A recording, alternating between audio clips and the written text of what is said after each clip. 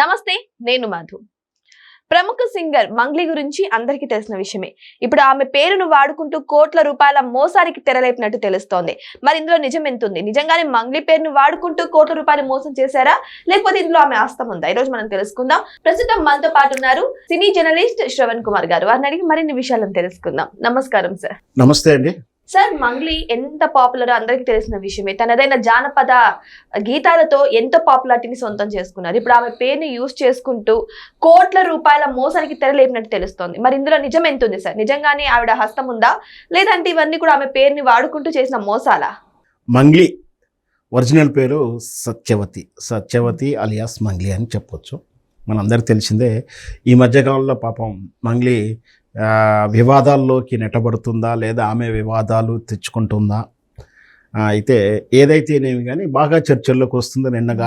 గత వారం రోజుల కింద, వారం కూడా కాదు 4-5 రోజుల కిందనే చెప్పొచ్చు, ఈ హిందీ బాలీవుడ్ సాంగ్ ఒకటి పరమభూత్ పదాలతో పడినటువంటి పదం తో పాడడంతో ఆమెను చాలామంది ట్రోల్ చేయడం, వివాదాలు, విమర్శలు, దానికి చివరికి అసలు దాని మీద కంప్లైంట్ రావడంతో ఆ పాటనే విత్డ్రా చేసుకున్నటువంటి వైనం, ఇవన్నీ కూడా మనకు తెలిసిందే.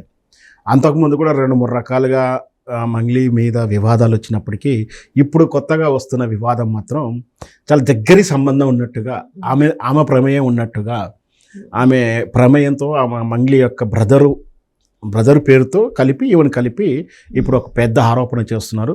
100 నుంచి 150 కోట్ల రూపాయల వరకు అవినీతికి లేదా మోసానికి పాల్పడ్డారంటూ ఒక ప్రముఖ న్యాయవాది, అంటే కర్నూలు జిల్లాకు చెందినటువంటి ఒక న్యాయవాది ఈరోజు ఉదయం పత్రికాముఖంగా వివరాలు అయితే తెలియజేశాడు. వాస్తవం ఆయన మాట్లాడుతున్న ప్రకారం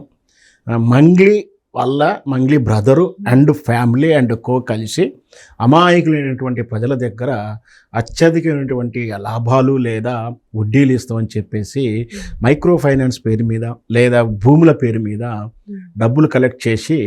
చాలా డబ్బులు కలెక్ట్ చేశారు. కానీ నా దగ్గరికి ఏదైతే లాయర్ అని చెప్పబోతున్న వ్యక్తికి నాకు ఒక 9 నుంచి 10 కోట్ల నష్టపోయినటువంటి విక్టమ్స్ ఒక group of peoples, sir 3 or 4 members 10 members clarity లేదు, ఒక 10 మంది లేదా 5 ఎవరొకరు ఆ లాయర్ను సంప్రదించినట్టు, అంటే లాయర్ క్లైమింగ్ ఏంటంటే ఓ 10 కోట్ల వరకు ఇలా క్లయింట్లు, మిగతా అంతా కూడా ఆ వ్యాపారంలో అందరూ 150 కోట్ల దాకా చిన్న అంటే కర్నూలు అయ్యే ప్రాంతంలో, అనంతపురం ప్రాంతంలో ఎక్కువగా ఈ బిజినెస్ జరిగిందని వాళ్ళు అయితే ఇంటర్నెట్ సమాచారం ప్రకారం మనకేంటంటే గోవింద నందన అని చెప్పేసి ఒక ఇన్ఫ్రాస్ట్రక్చర్ కంపెనీ ప్రైవేట్ లిమిటెడ్ ఏదో ప్రారంభించి దాని వెనకాల వీళ్ళంతా కూడా రియల్ ఎస్టేట్ వ్యాపారము లేదా తక్కువ అమౌంట్ అంటే ఎక్కువ ఇంట్రెస్ట్కి ఇస్తాము తక్కువ కాలంలో అంటూ ఆకర్షించారని. ఇంకొకటి క్రిప్టో కరెన్సీ కూడా అని ఒక వార్తలు అయితే వస్తుంది. ఈ క్రిప్టో కరెన్సీ కూడా అంతే, మీరు పెట్టుబడి పెట్టండి కొంతకాలానికి ఇంత డబుల్ అవుతుంది, త్రిబుల్ అవుతుంది అని అంటుంటారు. వాస్తవానికి అయితే మనకు తెలిసింది, ప్రపంచ యుద్ధం అంటే ఇప్పుడు ఇరాన్ అండ్ అమెరికా ఇజ్రాయెల్ యుద్ధం నేపథ్యంలో డాలర్ ప్రాసెస్ చేయడం కన్నా ఈ క్రిప్టో కరెన్సీ కన్నా గోల్డ్కి ఎక్కువ వెళ్ళింది. గోల్డ్కి బాగా డిమాండ్ చేసేసరికి డాలర్ ఒకవైపు క్రేజ్ అయిందా కాలేదని వేరే అంశం అయినప్పటికీ క్రిప్టో కరెన్సీ వాల్యూ కూడా, ఒరిజినల్ క్రిప్టో కరెన్సీ వాల్యూ కూడా చాలా తగ్గింది. సో ఇక్కడ అంటే క్రిప్టో కరెన్సీ వాల్యూ తగ్గడం ఒకటైతే, అసలు క్రిప్టో కరెన్సీ తమ దగ్గర లేకున్నా ఉన్నదని చెప్పేసి బ్లఫ్ ఐటమ్ మీదనో, బ్లఫ్ వెబ్సైట్, చీటెడ్ వెబ్సైట్ మీద డబ్బులు పెట్టుబడి వాళ్ళు ఇంకొక రకమైనటువంటి మోసం. సో ఈ రకాలుగా ఆల్రెడీ ఆ విధమైన మోసాలు మార్కెట్లో జరుగుతున్నప్పటికీ ఆ క్రిప్టో కరెన్సీ పేరు మీద డబ్బులు కలెక్ట్ చేయడం అనేది కూడా జరిగింది అనేది ఆరోపణలు ప్రస్తుతానికి. సో దీనికైతే అందుతున్న సమాచారం ప్రకారం మంగ్లీకి ఇట్లాంటి ప్రత్యక్ష సంబంధం అయితే లేనట్టుగా కనిపిస్తుంది.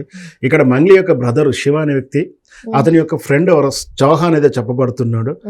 వాళ్ళైతే వీళ్ళంతా కూడా బాగా క్లోజెస్ట్ ఫ్రెండ్సే. అంటే ఆ మంగ్లీకి బాగా పరిచయస్తులాగానే, శివ అంటే తమ్ముడే కాబట్టి, ఆ బ్రదరే కాబట్టి కజిన్ అంటున్నాడు, సో ఓన్ బ్రదర్ అంటున్నారు. అది క్లారిటీ రావాలి, మనకు కూడా వివరాలు తెలియదు. సో అయితే బ్రదర్ అయినా సరే ఎంత క్లోజ్నెస్ ఉన్నప్పుడు మనం వెళ్ళడానికి, సామాన్యుడు వెళ్ళడానికి యాక్సెస్ కావాలి, కానీ వాళ్ళకైతే ఈజీ కావట్టుంది. కాబట్టి బహుశా అది ఉంది కాబట్టి అలా బంధుత్వం ఉంది కాబట్టి మంగ్లీని ఈ వివాదంకు లాగితే మనకు కొంచెం ఫేమస్ అని లేకపోతే అటెన్షన్ పెరుగుతుందని అనుకుంటున్నారేమో. మనం మొత్తం అయితే ఆరోపణలు చేయకుండానే, అంటే ఇక్కడ ఏదైతే పొద్దునట్టు నిన్నైతే మాట్లాడినటువంటి ఆ లాయరు మంగ్లీ మీద ఆరోపణ చేయకుండానే మంగ్లీ పేరు ప్రస్తావిస్తా ఉన్నాడు. అవును సార్, ఇంతకు ముందు కూడా మంగ్లీ మీద ఇటువంటి ఆరోపణలు వచ్చాయి. డ్రగ్స్ అంశం కావచ్చు, లేకపోతే ఇంకా మరి కొన్ని అంశాలు. సో దాని గురించి వెంటనే స్పందించారు మంగ్లీ గారు ఆ న్యూస్ బయటికి రాగానే. కానీ దీని గురించి ఇంకా స్పందించలేకపోతున్నారు. జస్ట్ ఇప్పుడే కొంచెం ఒక హాఫ్ అన్ అవర్ అయింది స్పందించింది. దానికి అదే చెప్తుంది ఆమె. ఏం చెప్పుకోవడం వస్తుంది, నేను చివరిలో చెప్దాం అనుకుంటే మీరు అడిగారు. ఆమె ఏం చెప్తుంది అంటే వాళ్ళు నాకు పరిచయస్తులు మాత్రమే, ఇంకో ఏదన్నా ఒకవేళ ఏదన్నా బ్రోచర్ ఓపెనింగ్ కానీ ఇట్లాంటి ఈవెంట్కి వెళ్ళినప్పుడు అంతవరకు మా ప్రమేయం ఉంటుంది. కానీ ఆ తర్వాత జరిగే ట్రాన్సాక్షన్లో ట్రస్టబిలిటీ గురించి మాకేం ప్రమేయం ఉంటుంది. నెక్స్ట్ విఐపి గెస్ట్గాను అపీరెన్స్ కోసం పాటలు పాడటానికి వెళ్ళుంటాము, అంత మాత్రం మాకు సంబంధం ఉండదు. తెలిసిన వాళ్ళు ఎంత మాత్రం వాళ్ళ వ్యాపారాలు మాకు ఇప్పుడు సంబంధం ఉంటుంది అంటూ కూడా ఆమె అయితే రిప్లై ఇచ్చింది. అంటే ఇక్కడ ఏదైతే అడ్వకేట్ గారు చెప్తున్నటువంటి విషయం అవుతుందో, మంగ్లీ మీద ఆరోపణ ప్రత్యక్షం చేయకుండానే మళ్ళీ ఆమె పేరు తరచు ప్రస్తావించడం అంటే కొంచెం కావాలని వీళ్ళు మంగ్లీ పేరు వాడుతున్నట్టుగా అర్థమైంది.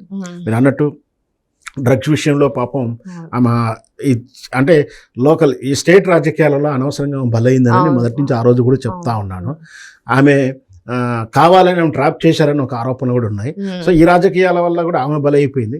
ఆ తర్వాత కొన్ని సందర్భాల్లో పాటల విషయంలో కానీ కొన్ని 2-3 వివాదాలు వచ్చినా కూడా కొంచెం సాఫ్ట్గానే వెళ్ళిపోయింది. ఆమె ఒక పార్టీకి మాత్రమే పాడుతుంది, ఇంకొక పార్టీకి పాడదని. కొందరేమో అసలు ఆమె తెలంగాణ కాదు కానీ తెలంగాణ ప్రతీకకి ఎలా ఇస్తారని చెప్పి అచ్చమైన తెలంగాణ బిడ్డ తరపున ప్రేమికులైనటువంటి ఆ ఫ్యాన్స్ వాళ్ళు విమర్శించడం. పాపం ఇట్లా ఎప్పుడు కూడా మంగ్లీకి ఏదో ఒకటి కాంట్రవర్షన్ అయితే వస్తుంది. అయినప్పటికీ కూడా ఆమె టాలెంట్ కలిగినటువంటి ఆమె పాటలు పాడితే ఆమెదంటూ ధోరణి వేరుగా ఉంటుంది. ఆమె పాడితే మ్యాక్సిమం సూపర్ డూపర్ హిట్ అవుతుంది, పాట రికగ్నైజ్ అవుతుంది. ఎప్పుడో మర్చిపోయినటువంటి జానపద గేయాలు, జానపద పాట అంటే ఎప్పుడో నాకైతే గుర్తులేదు, 50 ఏళ్ళ కింద 100 ఏళ్ళ కింద పాట ఎవరు పాడారో ఏంటో, జాలబోసిన జంగమయ్యే పాటలు ఇవన్నీ కూడా ఎప్పుడో జానపద గేయాలు ఎక్కడో వింటుంటాం. ఎవరు పాడారు, ఎవరు రాశారో కూడా తెలియదు. అట్లాంటి పాటలు కూడా ఆమె మళ్ళీ పాడి ఆమె రికార్డింగ్ చేసేసి ఆమె ధోరణిలో పాడడం. సమ్మక్క సారక్క పాటలు కానీ, తెలంగాణ పాటలు కానీ, బతుకమ్మ పాటలు కానీ, శివకీర్తనలు కానీ, ఇవన్నీ కూడా ఆమెదైన శైలిలో మార్కెటింగ్ ఉంది, మంచి రికగ్నైజ్ ఉంది. సో మనం ఇప్పుడు సింపుల్గా చెప్పాలంటే పండ్లు ఉన్నటువంటి చెట్టుకే రాళ్ళు పడతాయి కాబట్టి బహుశా మంగ్లీకి అట్లాంటి టైమే పడుతుండొచ్చు. బట్ ఏదైనా సరే ఎంతోమంది చేసిన స్కాములు, నిజమైన స్కామ్లు వదిలేసి ఇవకు చేయని స్కామ్ని చుట్టూ తిప్పడం అంటే ఖచ్చితంగా పబ్లిసిటీ వైరల్ కోసమని నేను అంటున్నాను. ఏదేమైనా సరే రియల్ ఎస్టేట్ లో జరిగినటువంటి ఈ 100 కోట్ల దందా విషయానికి మాత్రం మంగ్లీ పేరు ఎక్కువగా వినపడడం అయితే జరుగుతుంది. మరి దీని గురించి మంగ్లీ గారు కూడా స్పందించారు.